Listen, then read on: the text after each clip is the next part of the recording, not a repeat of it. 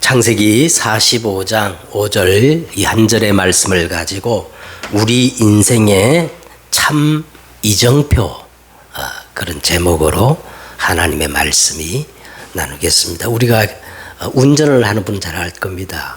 요새는 운전할 때 뭐를 따라가지요? 내비게이션이 있어야 돼요. 내비게이션. 마찬가지로 한 번뿐인 우리 인생을 살아갈 때에 정확한 내비게이션, 이정표를 따라가야겠죠. 자, 그런 차원에서 오늘 여러분 말씀을 나누도록 하겠습니다. 지난주에도 말씀 나눴듯이 창세기는 이 우주 만물, 천지와 만물, 그리고 우리 인생의 모든 근본을 밝혀주는 영원한 진리, 하나님의 말씀이라고 그렇게 말씀을 드렸어요. 하나님은 도대체 누구이신가? 인간은 무엇이며 인간은 어디에서 와서 왜 살다가 어디로 가는 것일까? 우리가 살고 있는 이 세상이란 게 뭔가?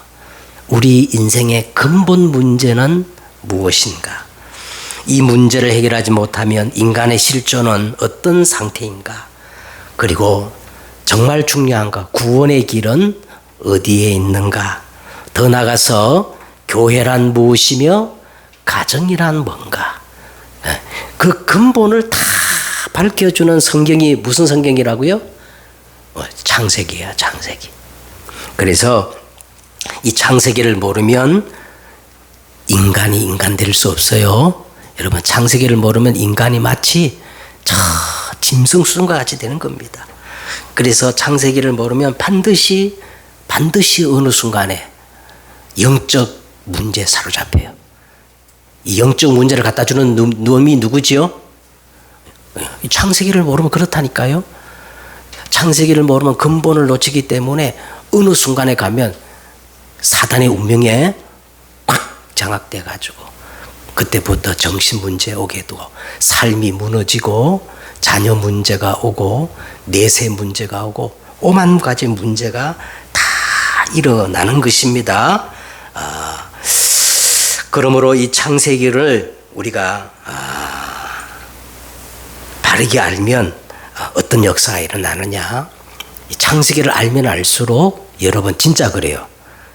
창세기를 알면 근본을 알기 때문에 이 사단의 운명에서 해방되어진 영적 문제가 치유되어지고 사람이 정신이 올바르지기 때문에 정신이 치유됩니다.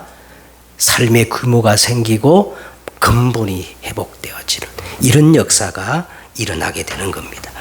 그래서 우리가 지난주 창세기를 마무리했는데 그런데도 좀 아쉬운 것이 하나 있어가지고 오늘까지 창세기를 좀 정리해야 되겠다 싶어서 오늘 창세기를 다시 한번 하는 겁니다. 여러분, 창세기는 간단해요. 창세기는 네 사건, 네 인물이 나옵니다. 이 네 사건을 또 신학적으로 이렇게 네 사건을 원역사라 그리고 네 인물 다 아시죠? 네 인물 아브라함, 이삭, 야곱, 요셉을 우리는 네 족장이라고 부르지요. 그래서 창세기를 여러분 이해하려면 네 사건을 이해하고 네 인물만 바르게 이해하면 되는 거예요. 그래서 오늘은 이 네 인물을 통해 가지고 우리 신앙의 내비게이션, 신앙의 이정표, 우리가 하나님을 믿는데 바르게 믿어야 되잖아요. 여러분, 신천지도 하나님 믿지요? 이정표, 바른 이정표대로 안 믿기 때문에 그게 광신이 되고 맹신이 되고 미신이 되고 불건전한 사이비가 되는 겁니다. 똑같이 하나님을 믿어도 예수를 믿는다고 해도 정확한 내비게이션, 이정표를 놓치면 맹신이 되고 광신이 되는 거예요. 알겠죠? 그런데 오늘 이 창세기가 정확한 우리 신앙의 이정표를 얘기해 주고 있습니다. 그래서 우리가 어떻게 믿을 것인가 했을 때 창세기에서 말씀하신 그 신앙의 이정표대로 믿으면 하나님이 너 제일 잘 믿는다. 이렇게 인정하실 줄 믿습니다. 자, 그러면 첫째로 오늘 아브라함입니다. 이 아브라함을 통해 가지고 창세기에는 네 족장이 있다 그랬는데 첫 번째 누구예요? 아브라함이 있는데 우리는 이 아브라함을 통해서 우리의 믿음의 여정을 알 수가 있어요. 그래서 아브라함을 우리는 흔히 뭐라 그래요? 믿음의 조상이란 말은요, 아브라함이 믿음의 모델이고 아브라함대로 믿으면 하나님을 제일 잘 믿는다 이거예요. 알겠죠? 네.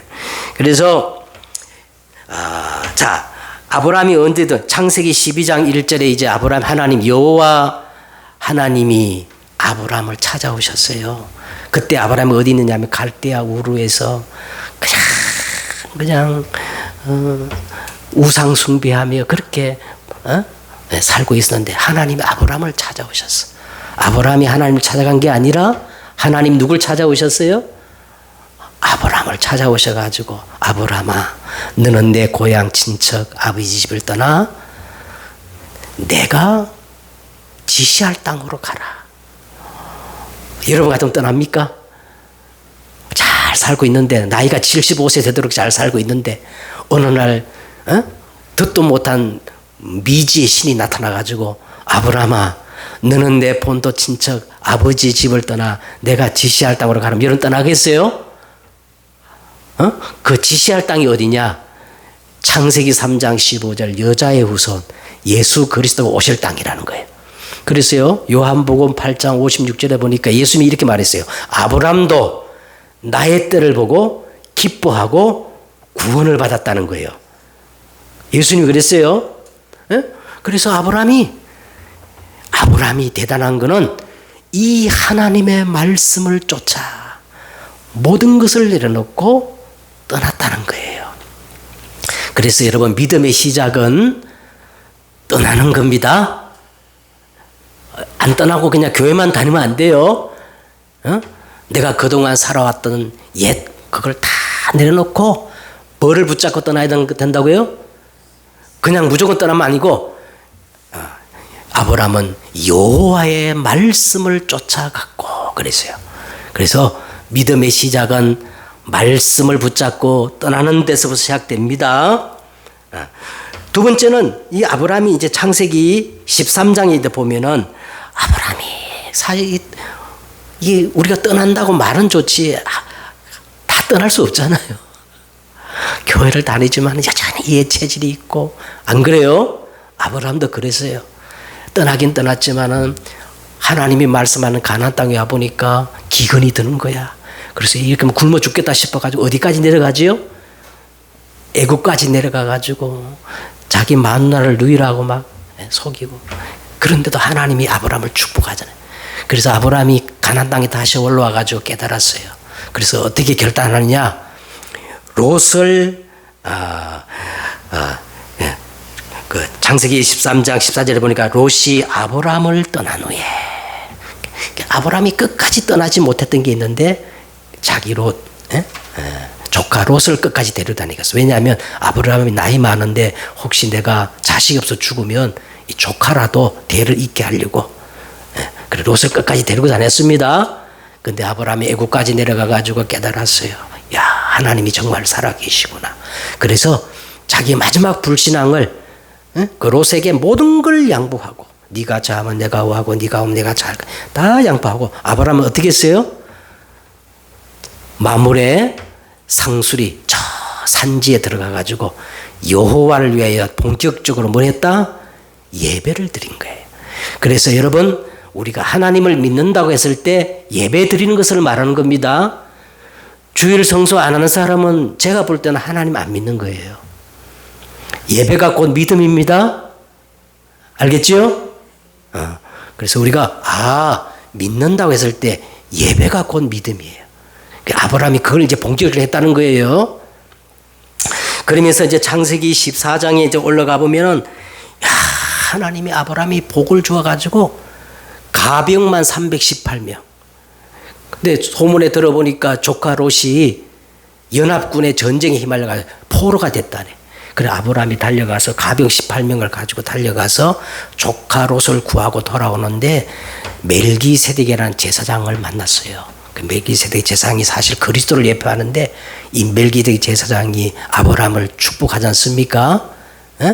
그러면서 이 아브라함이 그 멜기세덱에게 10의 1조를 드립니다. 근데 성경을 자세히 보니까 그거는 돈이 아니고 아브라함의 신앙 고백이에요.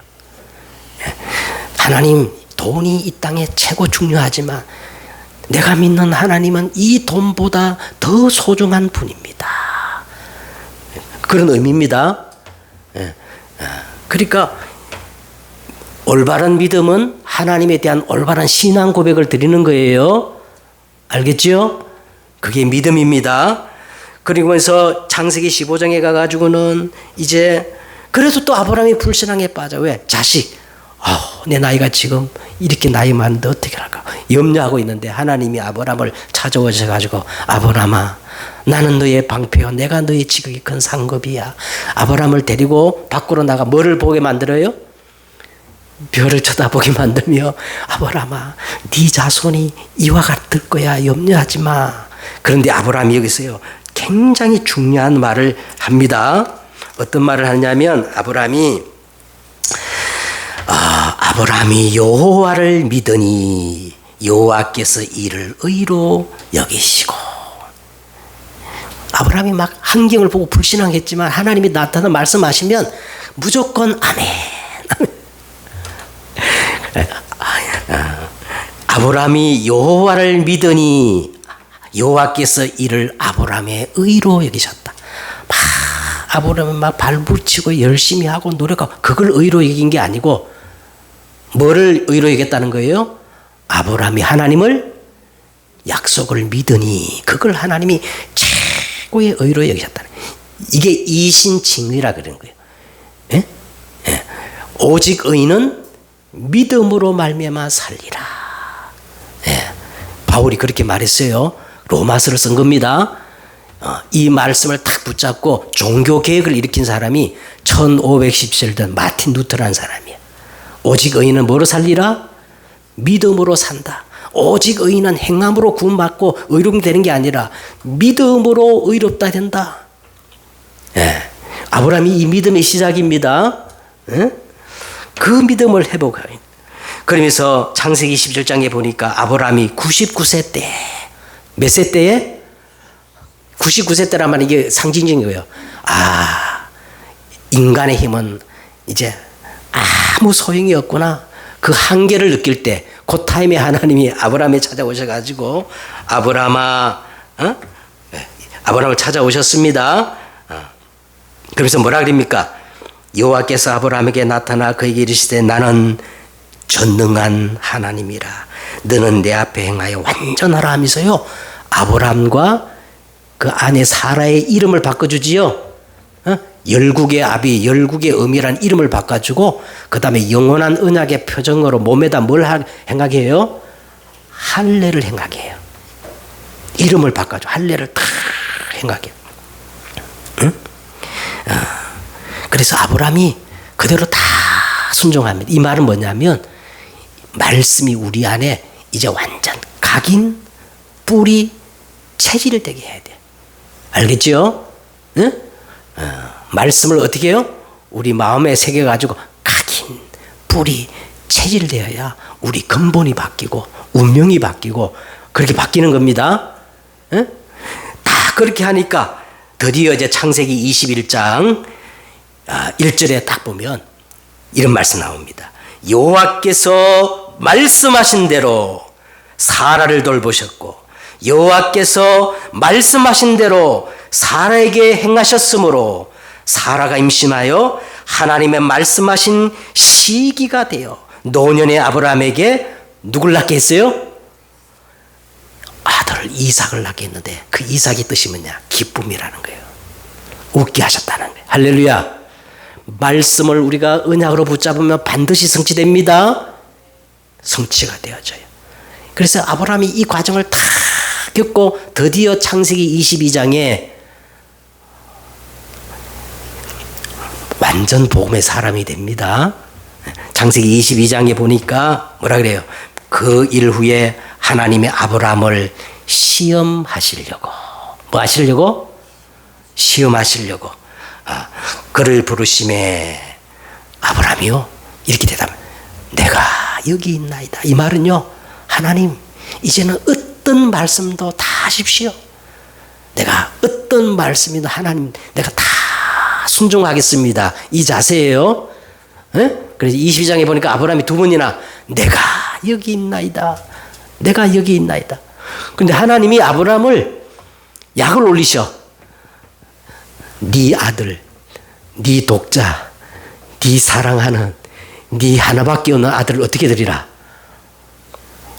칼로 있잖아요. 죽여가지고 양처럼 번제로 드리라는 거예요. 우리 김혜원 집사님 내 가장 소중한 거 드릴 때 그때 할 수 있겠어요? 근데 아브라함은요 아침에 일찍 일어나 자기 마누라 사라랑 의논하지 않고 작심삼일인데 사흘 길을 곧바로 달려가서 이제 모리아 하나님 시대 모리아 산이 딱 보이니까 종들을 다 그 자리에 남게 하고 진짜 이삭을 데리고 올라갔어요. 망설이지 않고 칼로 탁 죽일 때 이때 하나님 더 급해신 거예요. 아브라함아, 아브라함 두 번 부른 그 아들에게 손대지 말라면서 내가 이제야 네가 나를 이렇게 사랑한 줄 알았다. 완전 복음이 된 겁니다. 그 이후로부터 아브라함은요 진짜 엄청난 복을 받았잖아요. 그래서 이게 아브라함의 믿음의 여정이었어요. 그래서 우리는 이 믿음의 여정을 따라가야 할 줄 믿습니다. 두 번째는 이삭이에요. 이삭. 두 번째 그 아브라함의 아들 이삭은 우리가 뭘 알아야 되냐면 이삭을 통해 언약의 여정을 우리가 알 수가 있습니다. 언약의 여정. 자, 창세기 22장 1절과 13절에 아브라함이 그때 나이가 늙었고 이삭은 10대인데 아무리 아브라함이 그 헬레도 반응할 수 있잖아요. 그죠? 근데 이삭이 순종한 거예요. 아버지가 막 이 노망이 들었는데 말이에요. 자기를 죽이려 하잖아요.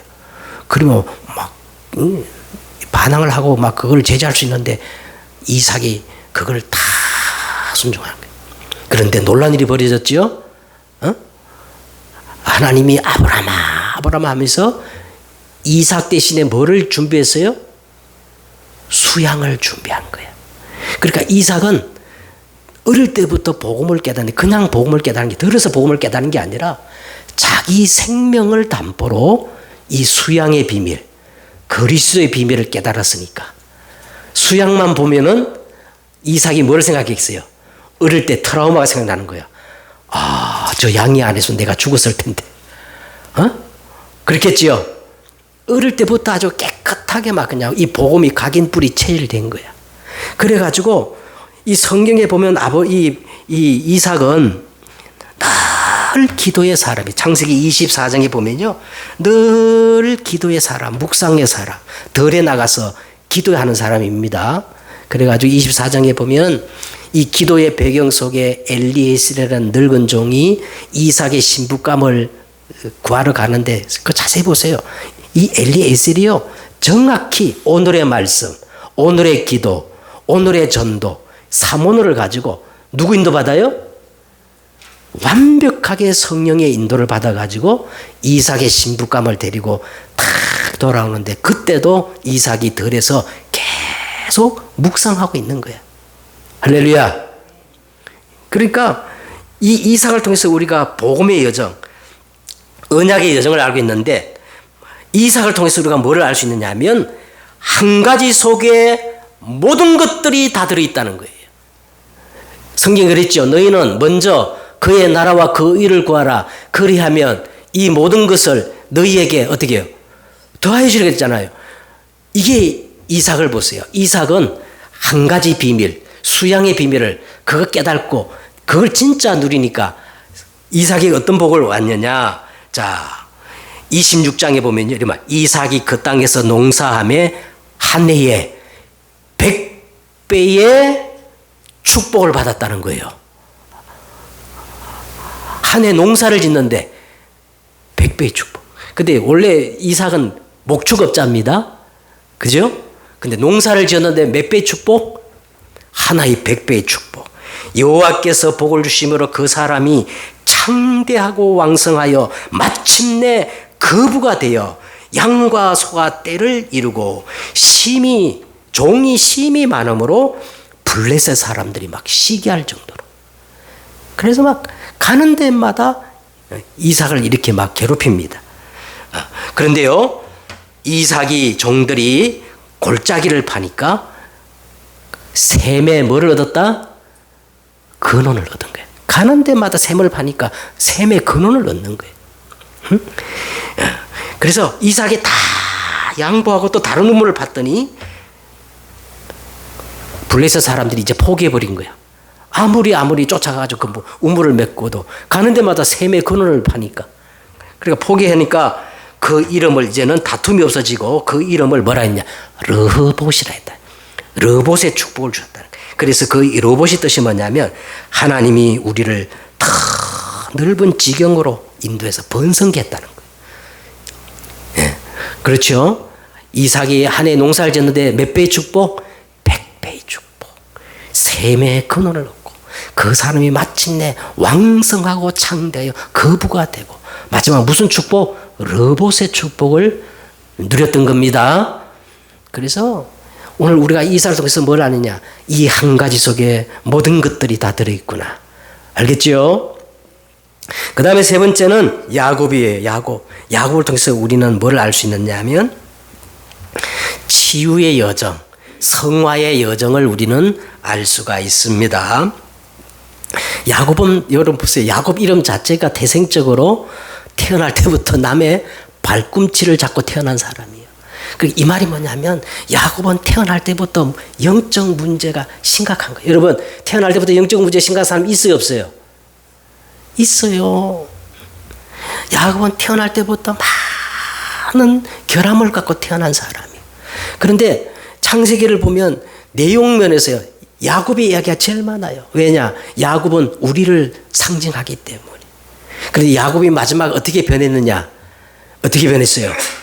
바로왕을 축복하고 자손들 12명을 축복했는데 그대로 성취되어져 왕같은 제사장의 그 축복을 누리지 않습니까? 그만큼 치유됐다는 거예요. 그래서 오늘 우리는 야곱을 통해서 뭐를 알아야 되느냐? 야곱 인생의 가장 한복판에 뭐가 있었냐면 베델이 있었어요. 베델이 무슨 뜻이라 그랬죠? 하나님의 집. 바로 야곱은요 그렇게 많은 결함과 문제를 많이 갖고 숱한 인생의 험악한 세월을 보냈음에도 불구하고 야곱은 딱 한 가지를 제대로 했어. 베델의 축복을 붙잡았어요. 알겠지요? 그래서 여러분 창세기 35장 1절에 이제 보면은 디나 사건으로 진퇴양양 사면초가에 빠진 야곱이 이렇게 말합니다. 우리가 일어나 저 베델로 올라가자. 내 환난 날에 내게 응답하시며 내가 가는 길에서 나와 함께 하신 하나님께 내가 거기서 예배를 드리고자 한다. 그러면서 세 가지를 얘기합니다. 너희 중에 있는 우상 신상을 다 버리고 자신을 정결하게 하며 의복을 바꾸어 입어라. 여러분 교회 나올 때마다 이런 심정으로 교회 나와야 됩니다. 예? 하나님보다 더 사랑하고 좋아했던 우상을 다 버리고 그 다음 두 번째 뭐예요? 자신을 정결하게 하며 갈보리 십자가를 다 붙잡아야 돼요. 그리고 의복을 바꾸란 말은요 이 의복은 신분을 얘기하거든. 그렇죠? 하나님의 자녀된 신분과 권세를 회복하고 이번 베델의 축복만 회복하면 그 야곱 사기꾼 야곱이 뭐로 바뀌었어요? 이스라엘. 할렐루야. 바뀔 줄 믿습니다. 이 언약의 여정을 설명하는 거예요. 마지막으로 이제 요셉은 뭐를 하느냐? 세계 복음화의 여정을 이야기하고 있습니다. 이 요셉은 오늘 이제 말씀 우리가 나눴죠. 요셉은 딱 세 가지 인생의 공식을 가지고 살았어요. 첫째, 오늘 보세요. 오늘 45장 5절에 보니까 당신들이 나를 이곳에 팔았으므로 근심하지 마소서, 한탄하지 마소서. 첫째 뭐예요? 요셉은 사람과 계산하지 않았어요. 원수 같은 그 형들 막 정죄하지 않았어요. 누가? 하나님이. 예, 언제든지 하나님 앞에 섰습니다. 그래서 요셉의 그 일생을 보면 전부 하나님 앞에서 여호와께서 요셉과 함께 하심으로, 예? 모든 해석은 하나님께 있습니다. 바로 앞에 설 때도 뭐라 그랬어요? 내가 아니라 하나님이 바로에게 편안한 대답을 하시리라. 마지막 죽을 때도 뭐라 했어요? 내가 하나님을 대신하리까. 여러분, 우리 인생은 첫째 공식이 뭐냐? 나는 사람 앞에 서는 게 아니야. 누구 앞에 서는 거예요? 내 생명을 주관하시고 내 머리털까지 다 세신 바 되시며 나는 하나님 앞에 서는 자. 고람되어라 그랬지요. 두 번째는 뭐예요? 내가 살아야 할 이유가 뭐예요? 하나님이 뭘 구원하시려고? 생명을 구원하시려고. 할렐루야. 내가 살아야 할 이유가 뭐냐? 우리의 궁극의 목적은 돈을 많이 벌어야 할 이유, 내가 막 성공해야 할 이유, 예? 다 뭐예요? 생명을 구원하는 데 있어요. 전도와 선교가 목적입니다. 안 그래요? 아니, 그게 목적이 아니면 내가 살 이유가 없어.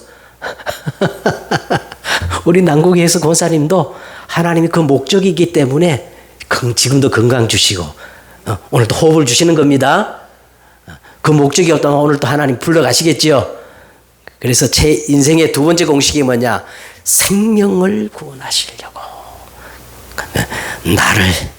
나를 먼저 이곳에 보내셨나이다. 자, 그래서 이게 모든 사람을 살리는 망대, 이것이 우리 신앙의 여정입니다. 그래서 이제 마지막 결론을 맺겠습니다. 창세기에도 이렇게 정확하게 우리 인생의 여정, 이정표, 신앙의 이정표를 말씀해 주는데, 예수님은 더 구체적으로 우리 인생의 이 내비게이션, 이정표를 정확히 7가지로 말씀하셨어요. 자, 첫째 뭐냐? 우리 신앙의 이정표가 뭐냐면요, 갈보리 십자가의 언약을 붙잡아야 돼요. 예수님밖에 길이 없어요. 예수님밖에 답이 없어요. 예수님이 갈보리 십자가에서 뭐라 그랬어요? 내가 다 이뤘다. 할렐루야. 여러분, 우리 인생의 어떤 문제도 갈보리 십자가 앞에 가면 다 답이 보입니다. 알겠지요? 두 번째, 부활하신 예수님이 감람산에서 모든 제자들과 사람들을 모아놓고 40일 동안 집중적으로 이제 우리가 무엇 때문에 살아야 할 것인가, 미션, 사명을 주었어요. 이걸 감람산 미션이라 그래. 이걸 뭐라 그랬냐면 하나님 나라예요.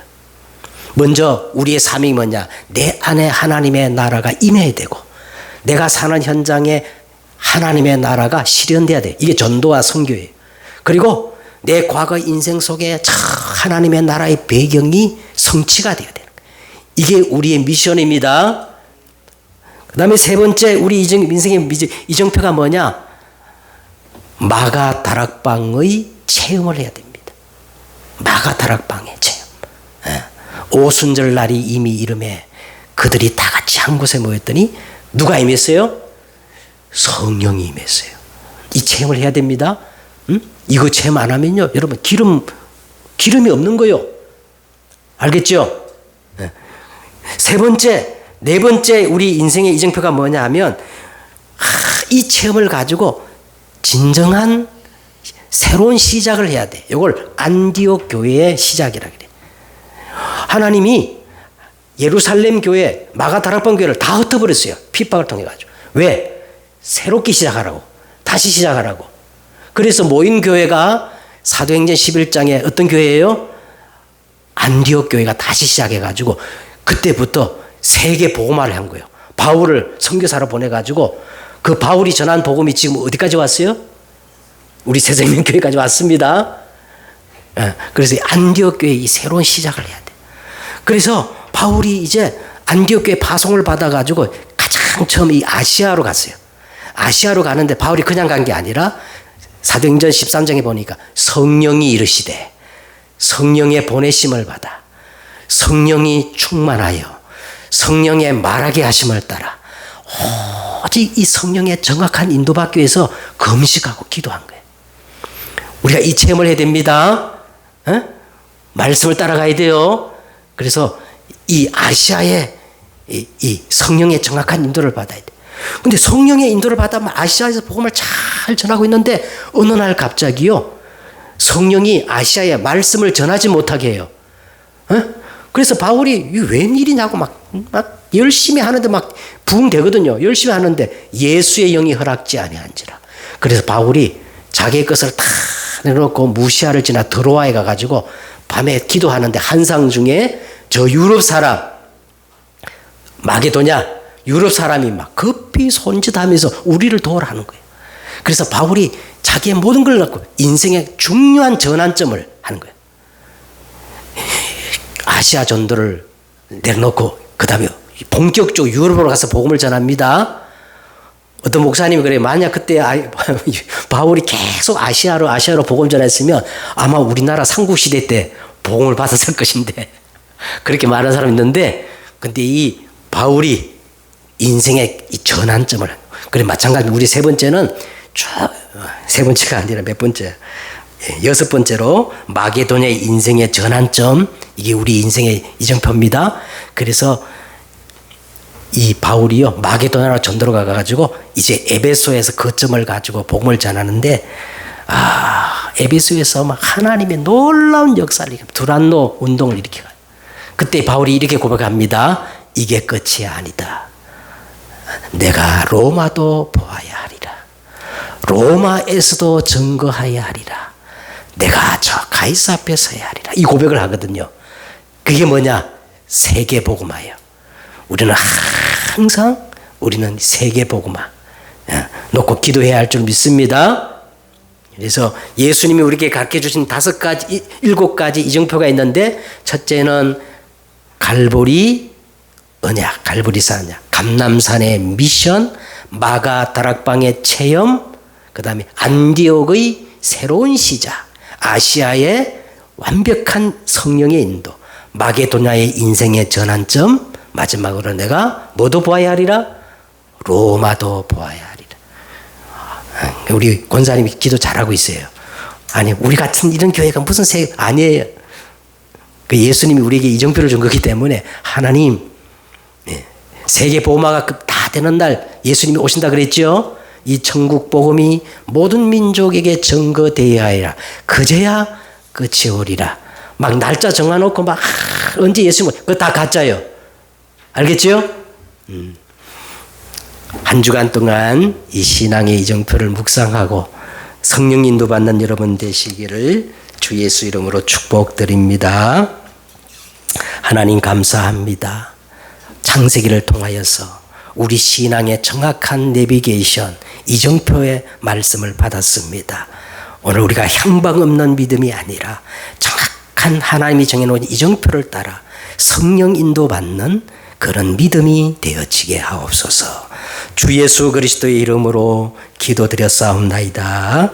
아멘.